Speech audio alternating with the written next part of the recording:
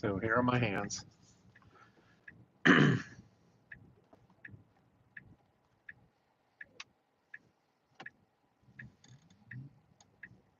Now, when I drive with full self-driving, I'm always ready to intervene because there's sometimes it gets in a situation where it can't figure out what to do.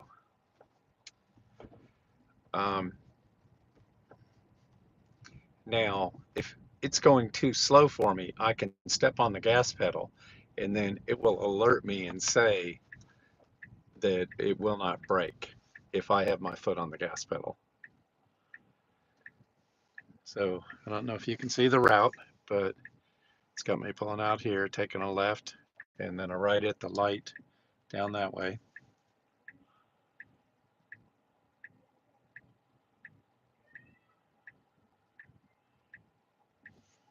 You can hear we have a little stage and studio bar across the street there called Mad Life.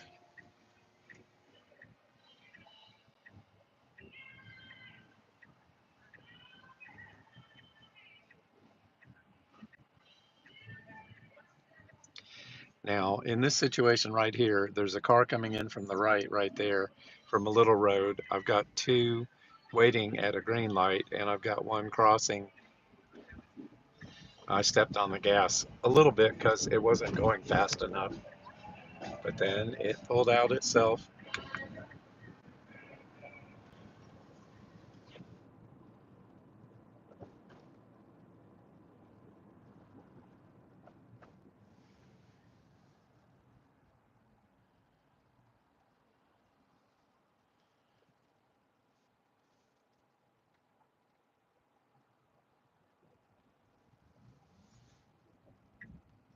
Now you can override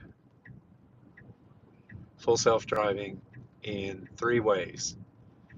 I can step on the brake, I can grab the steering wheel and break it loose, or I can push up on the gear selector, I guess you would call it.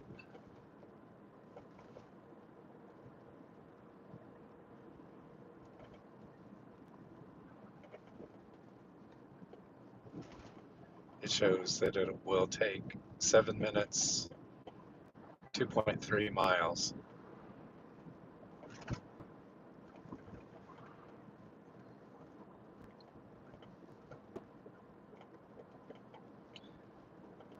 And it's just a whole different kind of driving. I use it quite a bit. I put my destinations in and let it handle it. Now, I don't know if you can see, but it's only got, even though it's 30, it's set the speed limit at 34, so I can roll the wheel up. If I throw it up fast, if I click it up, it'll just do 1 mile an hour at a time. But if I roll it, it'll do 5 at a time. So it went to 40. And then I can push the gas pedal to get it up there because sometimes it won't accelerate up to the speed I want. Now, on the interstate, when I have it set at 80 and we're going to Florida and back, it will pretty much do 80 miles an hour. But sometimes I got to roll it up above it and push the gas pedal a little bit.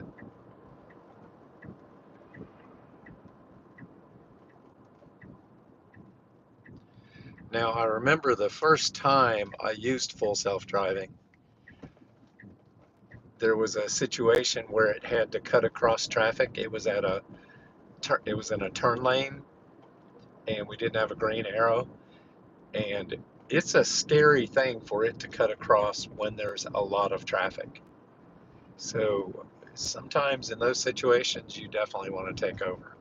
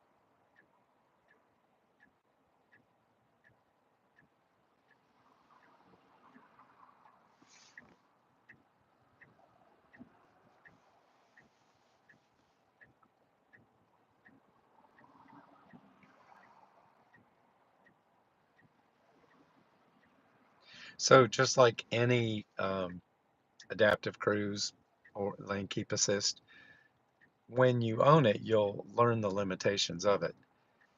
And I drove down from Woodstock, Georgia to Noonan, Georgia yesterday.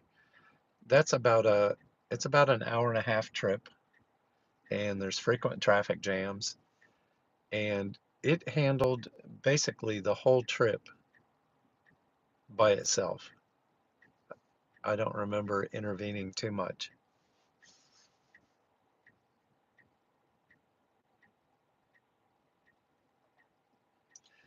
Now, something I'm not crazy about with Teslas is the turn signal will run continually, and if you press it again, it'll shut it off, but a lot of times it'll turn it back on in 3 seconds. So even though I want it to go off, it turns it back on.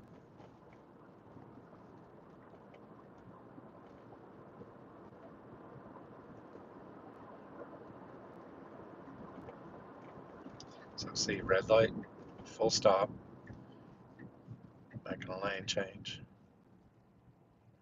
And I've got mine in hurry mode. I don't know if you can see that right there. Now, there's a green dot between hurry mode and the full self-driving indicator right there in the middle. And when that is green, that means I don't have to hold the steering wheel. But sometimes it'll say attention monitoring unavailable, and then it may flash blue and tell me to hold the steering wheel.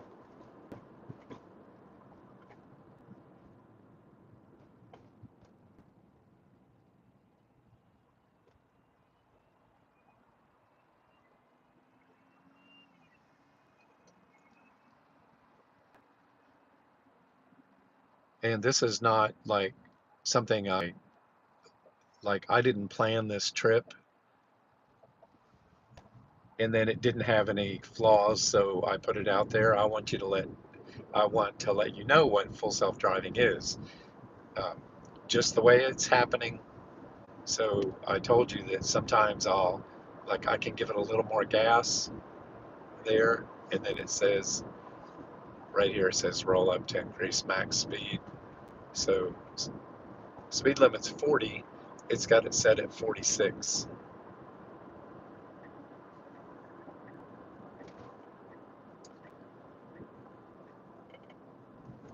Looks like a little traffic jam here, so I would normally turn here to go to Izumi, and I don't know.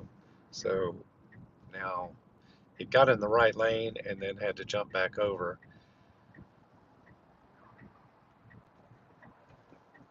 I was kind of hoping it was going to go around and go in a different way than sitting here waiting in this line of traffic. And you can see you can zoom on the route too. So it shows the traffic.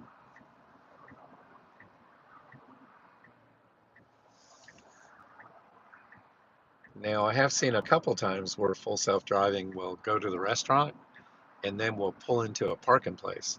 But most of the time it does not. When it gets to the end of the route, it just stops. And I don't know if you know this about Tesla, but the auto park feature only backs in. That's your only choice.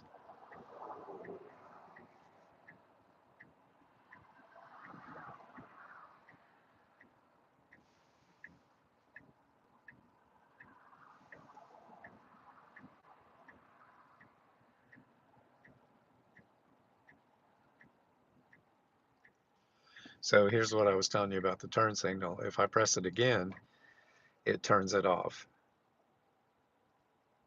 But a lot of times it will only leave it off a couple seconds. I did just get an update to the software like 3 nights ago, so maybe they've changed that.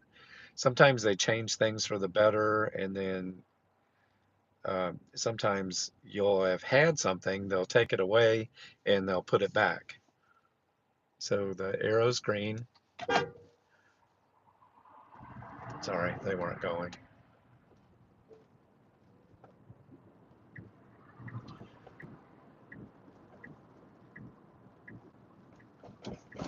Guess we'll probably have to sit through a whole nother one.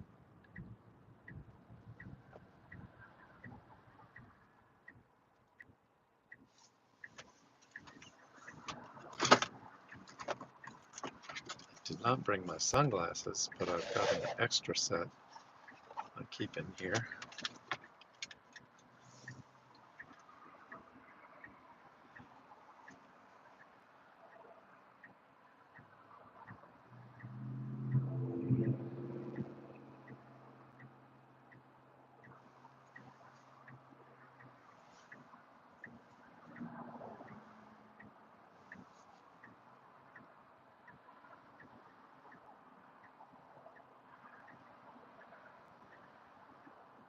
Maybe a 360 video would be a better option for in the car.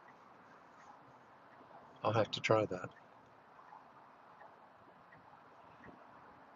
That requires a whole lot more processing than just doing an iPhone video. So let's see if turning the turn signal off if it'll stay off now. Nope, turned it back on. Click it down again.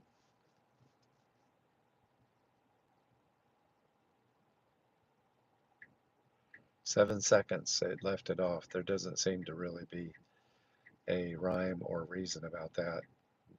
It might send a text out to Elon.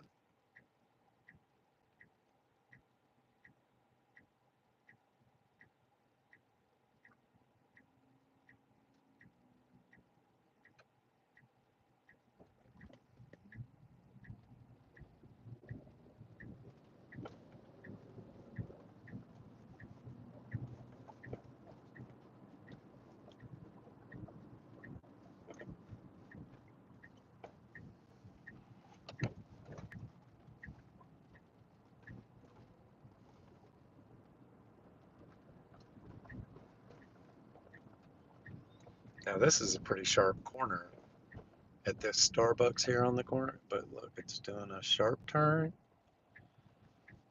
going past the Starbucks.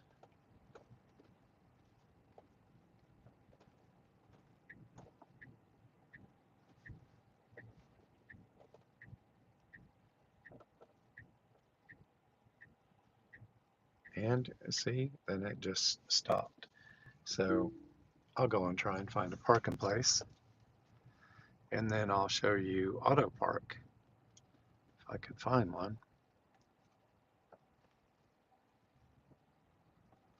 Oh, someone's pulling out there. Oh, it's a handicap spot.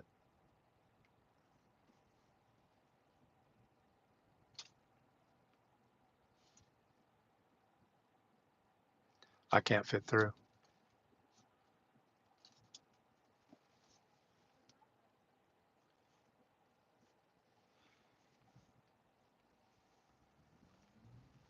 So, popular place here.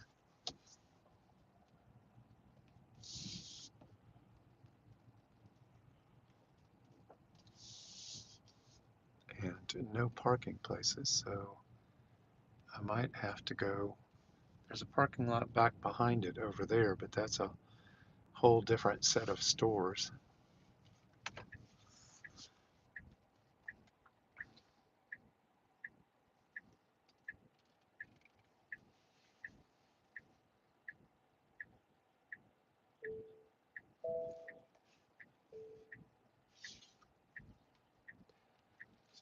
This is craziness.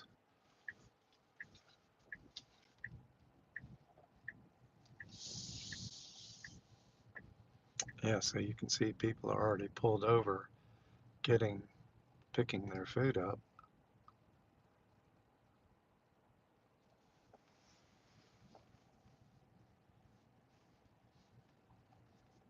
And I will go back there, and guess what? There's no parking back there either, it looks like.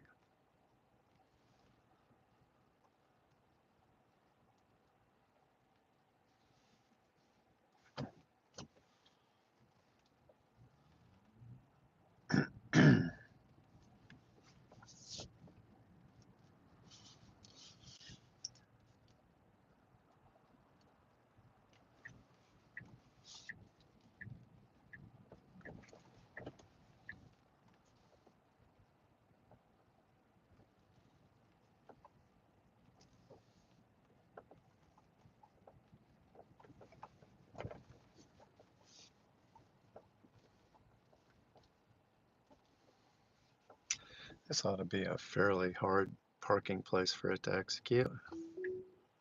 So you normally select your parking spot on the screen.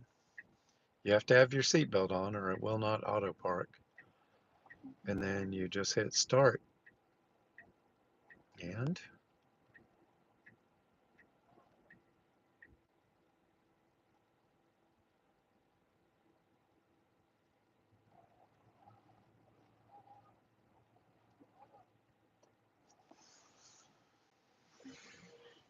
there you go.